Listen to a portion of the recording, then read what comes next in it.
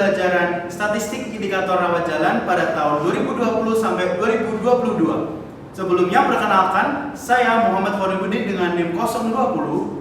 Saya Nikita Anastasia dengan NIM akhir 023. Saya Jessica Dinda dengan NIM akhir 017. Saya Nera Zaindia dengan NIM terakhir 05. Saya Mutia Karima dengan NIM akhir 021. Saya Engga Dwi Anggreni dengan NIM terakhir 012. Saya Ridwan Jaya dengan terakhir 100. Selamat menyaksikan. Sebelumnya teman-teman tahu nggak apa itu statistik? Statistik menurut Sudra 2010 yaitu statistik yang menggunakan dan mengolah sumber data dari pelayanan kesehatan rumah sakit untuk menghasilkan informasi, fakta, dan pengetahuan yang berkaitan dengan pelayanan kesehatan di rumah sakit. Statistik rumah sakit digunakan untuk perencanaan serta pemantauan pendapatan dan pengeluaran sekaligus menilai kinerja medis maupun non-medis secara keseluruhan. Selanjutnya kita akan masuk ke dalam perhitungan statistik rawat jalan.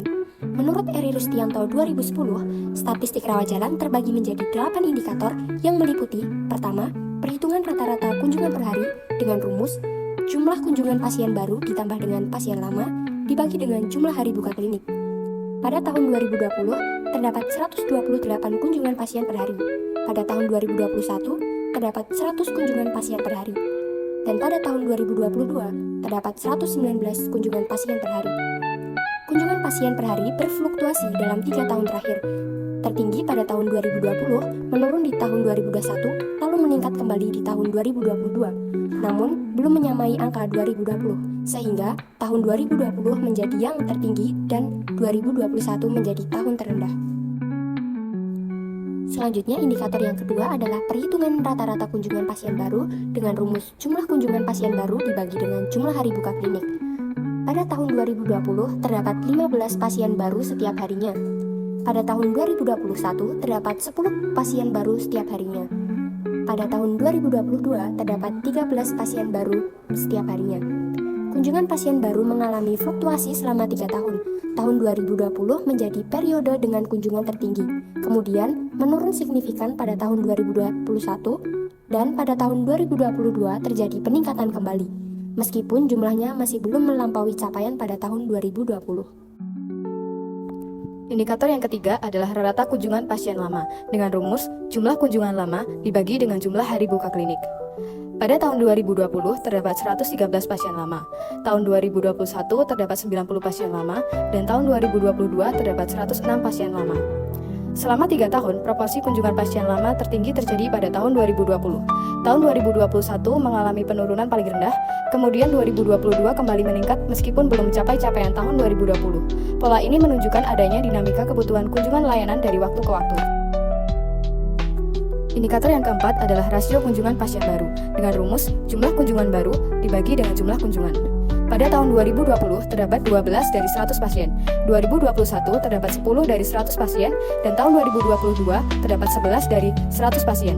Rasio kunjungan pasien baru per hari tertinggi terjadi pada tahun 2020, turun hingga terendah pada 2021, lalu meningkat kembali di 2022 meski belum menyamai capaian awal. Pola ini menggambarkan adanya fluktuasi kunjungan antar tahun. Indikator kelima, rasio kunjungan pasien lama dengan rumus jumlah kunjungan lama dibagi jumlah kunjungan. Hasil perhitungan pada tahun 2020 dengan rumus terdapat 88 pasien dari 100 kunjungan pasien rawat jalan. Hasil perhitungan pada tahun 2021 dengan rumus terdapat 90 pasien dari 100 kunjungan pasien rawat jalan. Hasil perhitungan pada tahun 2022 dengan rumus terdapat 89 pasien dari 100 kunjungan pasien rawat jalan. Selanjutnya ada rasio kunjungan terhadap tenaga perawat. Rasio kunjungan terhadap tenaga perawat memiliki jumlah kunjungan per hari dibagi jumlah tenaga perawat. Pada tahun 2020, terdapat 5 pasien ditangani oleh 1 perawat, dan pada tahun 2021 terdapat 4 pasien ditangani oleh 1 perawat, dan pada tahun 2022 terdapat 4 pasien ditangani oleh 1 perawat. Nah, kesimpulannya, rasio kunjungan pasien rawat jalan per hari terhadap jumlah perawat tertinggi terjadi pada tahun 2020, sedangkan pada tahun 2021 dan 2022, beban kerja perawat menurun dan relatif stabil. Nah, lalu untuk rasio kunjungan rawat jalan terhadap jumlah penduduk, memiliki rumus yaitu adalah jumlah pasien rawat jalan dibagi dengan jumlah penduduk sekitar rumah sakit. Pada tahun 2020, terdapat 42 dari 1000 penduduk sekitar rumah sakit yang berkunjung.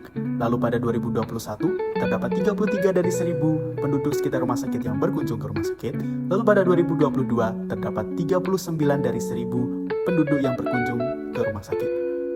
Rasio pasien rawat jalan per jumlah penduduk tertinggi terjadi pada tahun 2020. Turun ke titik terendah pada tahun 2021, lalu kemudian meningkat kembali pada tahun 2022, meskipun belum mencapai tingkat awal. Persentase pelayanan spesialistik tahun 2020 sampai 2022 dengan rumus jumlah pasien spesialistik dibagi jumlah kunjungan dikali 100%. Pada 2020, dari 21 poli kunjungan layanan spesialistik, paling banyak terdapat di poli penyakit dalam, 18,20%, sedangkan yang paling sedikit adalah poli medical legal, 0,09%. Hal ini menunjukkan tingginya kebutuhan layanan penyakit dalam dan rendahnya kebutuhan layanan medical legal sepanjang tahun tersebut. Pada 2021, dari 21 poli kunjungan layanan spesialistik, poli penyakit dalam mencatat kunjungan tertinggi 19,57%, sementara layanan TMS menjadi yang terendah 0,05%. Temuan ini menunjukkan dominasi kebutuhan layanan penyakit dalam dan rendahnya pemanfaatan layanan TMS sepanjang tahun tersebut. Pada tahun 2022, 21 poli kunjungan layanan spesialistik, poli penyakit dalam menjadi layanan dengan kunjungan tertinggi 16,79%, sedangkan poli medico legal memiliki kunjungan paling rendah 0,31%. Poli TMS tidak mencatat kunjungan dan poli COVID juga tidak memiliki data, menunjukkan rendahnya kebutuhan pada layanan tersebut di tahun tersebut. Untuk kesimpulannya, secara keseluruhan, indikator kunjungan rawat jalan pada 3 tahun pengamatan menunjukkan pada fluktuatif dengan capaian terbaik umumnya pada tahun 2020, penurunan pada 2021, serta peningkatan kembali pada 2022, meskipun belum mencapai angka awal. Baik kunjungan total, pasien baru, pasien lama, rasio kunjungan, maupun beban kerja. Perawat memperlihatkan kecenderungan yang sama, sementara pemanfaatan layanan spesialistik tetap didominasi oleh poli penyakit dalam. Dan tingkat pemanfaatan penduduk terhadap layanan rawat jalan relatif stabil dengan sedikit penurunan di tahun 2021. Sarannya adalah, Vaskes perlu menilai pola kunjungan secara berkala untuk meningkatkan mutu. Yang kedua, layanan kunjungan tinggi diprioritaskan, layanan rendah dievaluasi dan disosialisasikan.